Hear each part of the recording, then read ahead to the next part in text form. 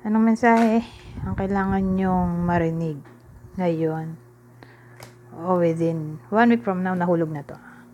Nag-flip pala. Nag-flip habang sinashuffle ka. Baka may meaning to. Guardian, ano yan? They'll be back, guardian.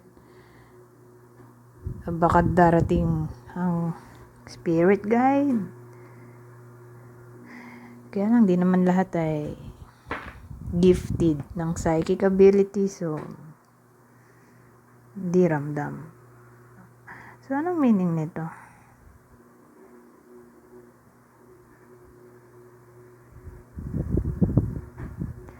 Kasi pag pinumbine mo, parang itong guardian angel, spirit guide, tas nagbalik.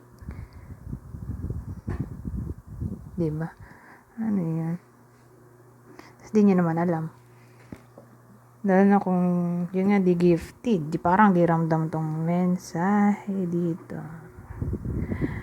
Baka may sinasabi sila na may someone na magbabalik sa buhay nyo. Pwede rin ganun. Sabi ng spirit guide ninyo, may magbabalik daw sa buhay ninyo. Pwede rin ganun. Sino kaya? Alamin natin. Sino yan?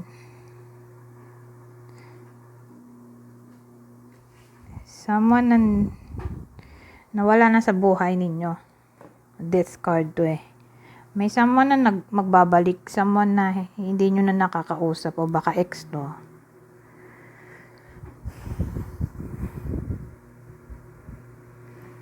O kung di man ganun, ay someone na matanda na. May matanda tayo dito.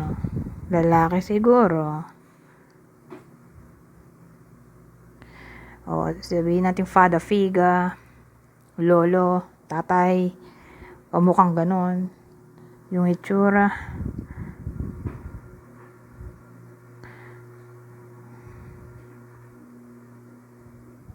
Yung iba baka nasa 50 years old and above.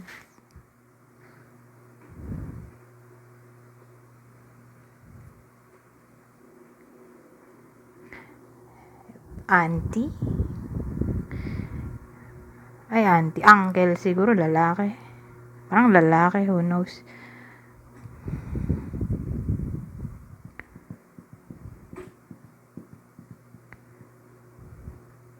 O dating ka-workmate, pero yung trabaho niya mataas posisyon.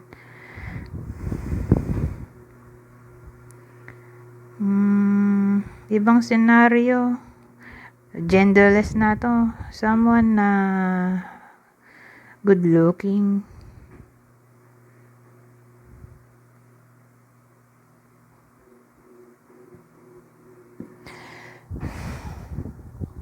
Anong maisip? Matangos ilong. May kulay ang buhok, hindi itim. Para sa iba sa inyo. So, kung di puti ang buhok, edi itim pa. Ay, itim. Kung di puti, ay hindi itim ang buhok, edi nagpakulay. Nagpakulay ng buhok. May kulay ang buhok. Sa madaling salita.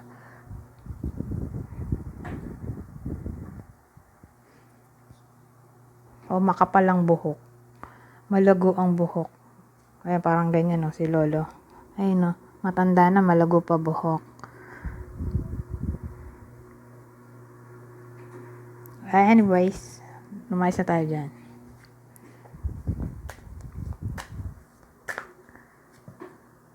Date night, oh. Ito. Give it time.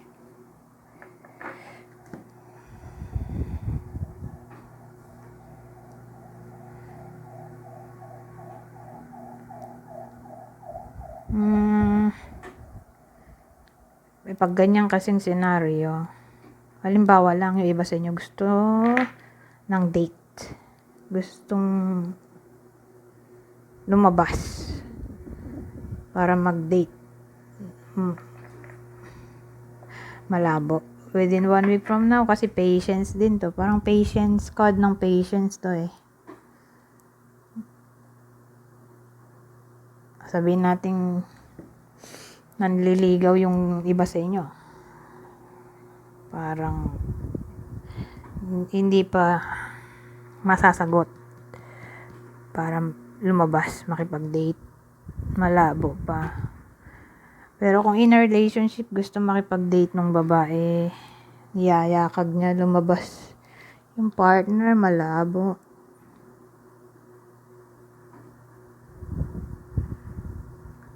Yung crush, o whether babae, lalaki, gusto nga i-date, malabo. Dito na nga tayo sa tarot.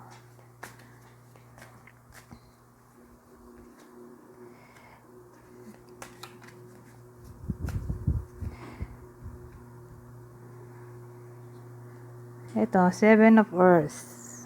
Page of Ea. Ano to?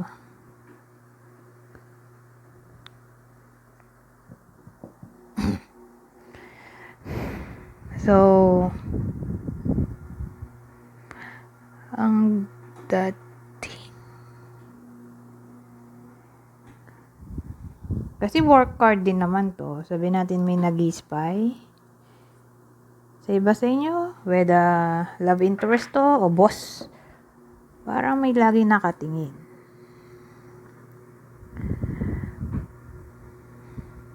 O sabihin natin finances to. Be careful. Okay, may page of air tayo dito. Kasi ang hatid nito ay bad news. Kaya be careful.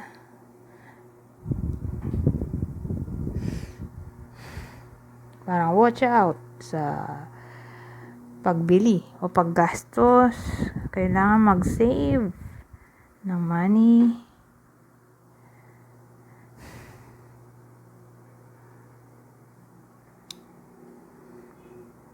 O wag basta-basta papasok sa investment o sabihin natin parang insurance. Within 1 week from now, parang may something na scam na maaaring mangyari dito sa combination na to. So, halimbawa, may someone na mag-aalok ng insurance o investment o business, wag mo na tanggapin, aralin mo na yung offer.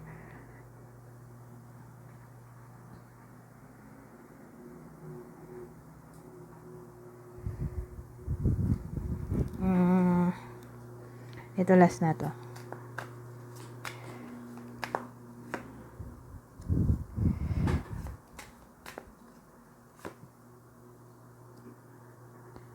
Knight of Fire, Two of Water.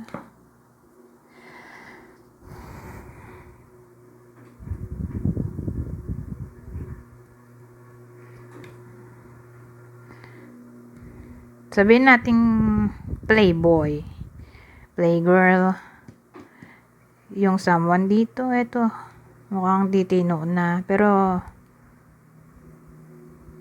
parang tatamaan nito ay in a relationship. Ito, titino na siya dito.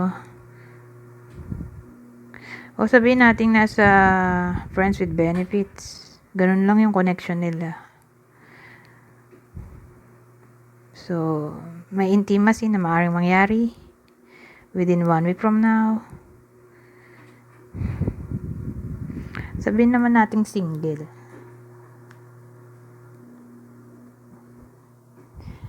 At on and off sa buhay tong crush. Who knows? Baka maging sila.